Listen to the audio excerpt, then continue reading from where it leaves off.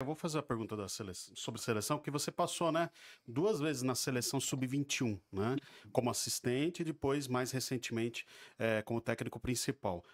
Como você avalia hoje a base, essa base, digo, de seleção, né? Porque até foi muito comentado, né, depois das Olimpíadas de Paris. Ah, nossa base, né, não tá como Todo mundo outros. comenta isso, Todo né? Em mundo relação acabou. à base. A base virou, né, assim, talvez um ponto, né, que o pessoal começou a abordar do não sucesso em Paris. Mas você esteve lá, você estava trabalhando lá, você passaram atletas. Qual que é a sua avaliação e como que está a nossa base de seleção? Bom, eu acho que é um tema muito complexo, né? E a gente tem que olhar de uma forma bem global, entendeu? Porque quando você fala de seleção, se você olhar só para... Você está falando do topo da pirâmide, né? E eu acho que, primeira coisa, né, eu vou repetir, a gente tem que voltar mais os nossos olhares lá para a base da pirâmide, onde tudo começa. Lá no clube, Né? E aí eu estou no falando estrutura, né, para iniciação, capacitação dos profissionais, valorização dos profissionais, porque se não existir valorização, nenhum profissional vai querer fazer parte desse trabalho. Né? Então, tudo que envolve essa base da pirâmide, ela é fundamental quando a gente fala do mais alto nível, né, da seleção brasileira. Aí nós temos outros pontos, né? O Brasil é um país gigante, né? Então nós temos valores por todo o nosso país, porém é difícil vamos dizer assim, de realizar competições longas, de qualidade, envolvendo, né, todos esses atletas, todos os projetos, até por questão logística, né? Então, isso é um fator que dificulta o nosso trabalho ali embaixo, não só, né, no voleibol, mas em qualquer modalidade. E isso aí acaba dificultando um pouquinho a coisa da competitividade lá na base, porque são poucas as equipes, né, que conseguem ter uma estrutura, conseguem captar atletas, né, e quando isso acontece, esses atletas ficam concentrados em, no máximo, 5, 6 equipes dentro de todo o país. Então, por exemplo, os levantadores, né, é um gap que a gente tem. Para mim, hoje, o maior gap da nossa seleção passa pela posição de levantador. Como você vai desenvolver 100% um levantador se ele, com 17, 18 anos, ele já é captado e ele vai jogar em uma dessas 6 principais equipes de base do Brasil?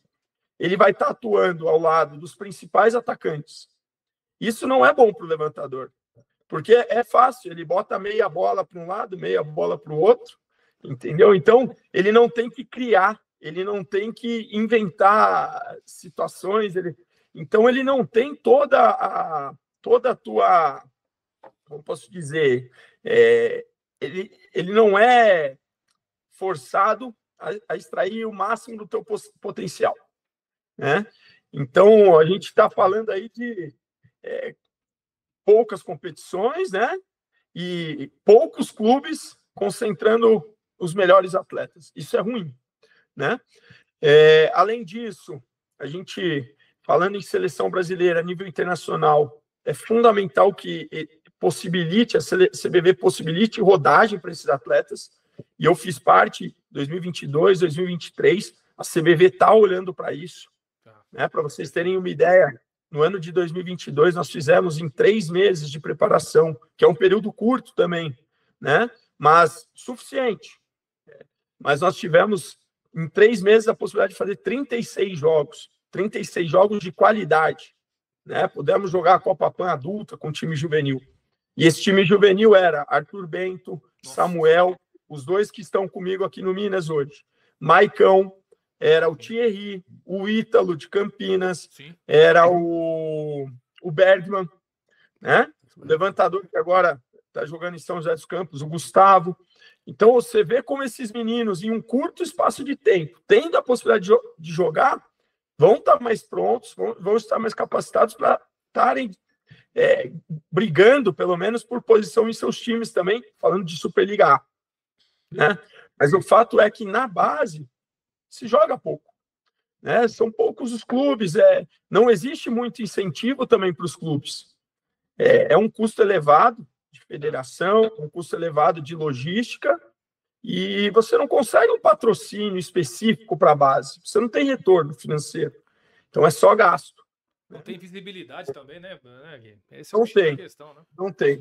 Então, com a internet não deveria, né? Não deveria, com essa internet não deveria ter esse problema. Todo mundo poderia pôr uma transmissão de uma base na internet, né?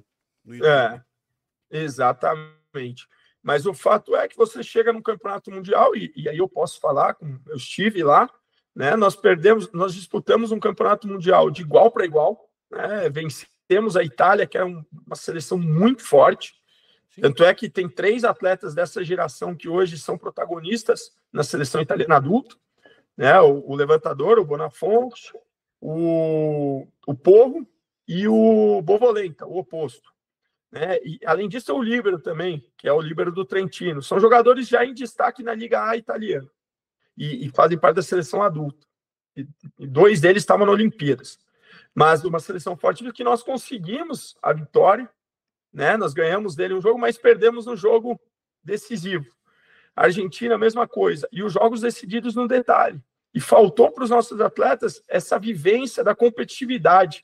Entendeu? A bola decisiva no 24-24, 25-24. Ter tranquilidade e ter vivenciado mais vezes aquele momento. A gente vive pouco isso aqui no Brasil.